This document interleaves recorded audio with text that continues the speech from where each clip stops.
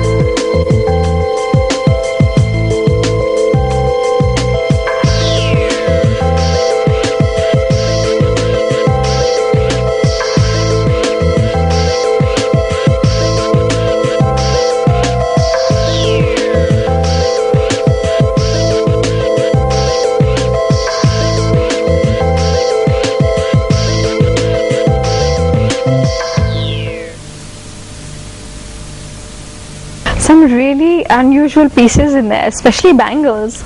I would say bangles are, these days the trend is wear any one smart piece and flaunt that. Don't load yourself. So bangles are one thing which I would say is the front portion of yours. When you just remove your hand, the bangle shows the most. It's true. So I'm into very different kind of bangles, different shapes, colored changeable bangles where the outer surface remains the same as you saw in the this diamonds, design, and there were some colours and some colored bangles, plastic bangles on the inside. So when you're wearing any different outfit, you can change your color at the same time. I think that is a very that's a very interesting aspect to bring to design today, because everyone wants variety and you want your jewelry to match your outfit. You know, it's not just about having that one diamond bangle which you will wear over and over again. You want it to look different. I have this in bangles as well as sets also. A traditional set for jewelry for wedding. When you wear a big set, you want later on keep it in the locker. Yeah, because you can't wear such a big thing again. If at the same time you after the wedding gets over, it can be changed into two parts. One can be a choker and one can just be a set. I'm sure a person would love to go in for that kind of jewelry as well. So you're saying that the jewelry can also be mix and match, and you do that? I do that. Sort of dismantleable and everything put it back is together. possible in jewelry because it is gold, metal is gold, diamonds are there. I basically want a person who's buying jewelry to be free by the end of it. You can wear it casually, you can wear it formally, you can dress up accordingly, you can change the colored stones, you can match it with your colored dress or something. All these things are very much in and likable by the Indian women. I think that's, like you said, that's something that people are going in for. Maybe that was why semi-precious jewelry had come in, because people wanted to have variety. But now even gold jewelry and diamond jewelry is giving that kind of variety to its customers. So the best part for an Indian woman is when spending money on one piece but getting options in four. Yeah. She tells her husband, I bought one jewelry piece, but she wears it four different ways she can wear it. What else does she want? Absolutely. I think that's. I think most women will identify with that. That's one thing which I really, the customers who come in, they really like that thing about me, is that I give that kind of options to them for jewelry. True, you can mix and match it. And it's an expensive item by the end of it. You don't want to just spend on one piece and get stuck with it and keep it in the locker. True. And wear it sometimes in a day, but yes, you can wear it any time. Yeah, if you can wear it in different ways, and you can wear part of it or all of it, you can always play around depending on the occasion. I have long chandelier earrings which once worn are chandeliers, but you can detach them and they become small studs. You're not fixed with those chandelier earrings then forever. We've got Mr. Pasricha, he's the director of Hallmark. Gold is maybe not as big as it used to be, or just pure gold jewelry. Diamonds have taken over the market. Do you agree, or you feel gold is making a comeback? Gold is certainly still there. I think India is one of the largest, is the largest consumer of, we consume about 800 tons of gold per annum. So it is still a fascination with the common Indian man or woman, and basically the purity is the issue as far as the gold or diamond jewelry goes, as far as the gold part is concerned. So for that, the government has introduced this hallmarking of. Yeah, that's what I was, what is this, what is this campaign about? Because it's been kick-started by the Bureau of Indian Standards. And Yeah, basically since there is a high consumption of gold in India, and the purity index which has come out through the surveys, 2 surveys have been conducted, have been found to be low in India. So to protect the common consumer, the scheme of hallmarking of gold jewelry has been yeah, I know a lot of radio ads are coming out saying buy hallmark jewelry, but what does it mean? And this survey that you're talking about, how low was the gold standard compared to what it should have last survey we conducted in the year 2006, and we collected about 160 samples from 16 different cities, and the lowest purity was shortage was about 44%. Oh my God! So if The you're average shortage was 13% across the country, and 90% of the samples were failed as So- per the purity index. so shortage would mean if I've bought a 22 carat Yes. gold bang, 22, On average, it will be something like 19 point something. and if I bought 18 and the or 18 maximum- carat diamond jewelry, then it could be even 14 or It 16. comes down to 14 or 16. I myself keep hallmark jewelry in my store. I get all my pieces hallmark, but I got to know from the sources that a lot of people the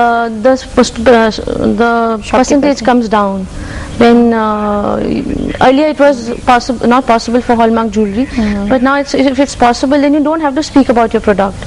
Basically, it's just the hallmark product is there, the sign is there, and the customer is happy by the end of it. Absolutely. So in Delhi, how bad is the problem? It's equally bad across the country, rather, Yeah. on an average. And Delhi is no No better or worse. better or worse. But basically, what hallmarking is taking care is that now it provides a third-party assurance. So if somebody is conscious, Yeah. can buy hallmark jewelry. A lot of jewelers getting their jewelry hallmarked now. Yes, since our last 2 years, the scheme has grown like anything, and we have all across the country now more than 5,500 jewelers who are license holders of BIS for hallmark jewelry. And this jewelry they have to send to a saying and hallmarking center to get it hallmarked. Right? And we have now about 90 hallmarking centers recognized all across the country. Around 9 are there in Delhi itself. Okay. Right? So how does one go about it? Like if a jeweler wants to get their jewelry hallmarked, how do they go about it? Yeah. The scheme operates like in the 2 segments. The jeweler has to get a license from BIS. Okay. Right? And then they have to submit all their jewelry to a BIS recognized assaying and hallmarking center, Okay. which is a laboratory which is recognized by BIS, which has the necessary infrastructure and capability. So is each piece hallmarked? Yes. Or is a jeweler No, it said is that, the- okay, you're given hallmark status? No, it is each piece which has to be sent to the hallmarking center, Okay. and they test it, and they carry out the assaying of the gold, Okay. and then it is hallmark. That's how the jewelers go about it. What about if I want to get my pieces checked, whether they're up to the standard or not, or have some old traditional jewelry lying? How does one go about that? That is also there. Provision is there.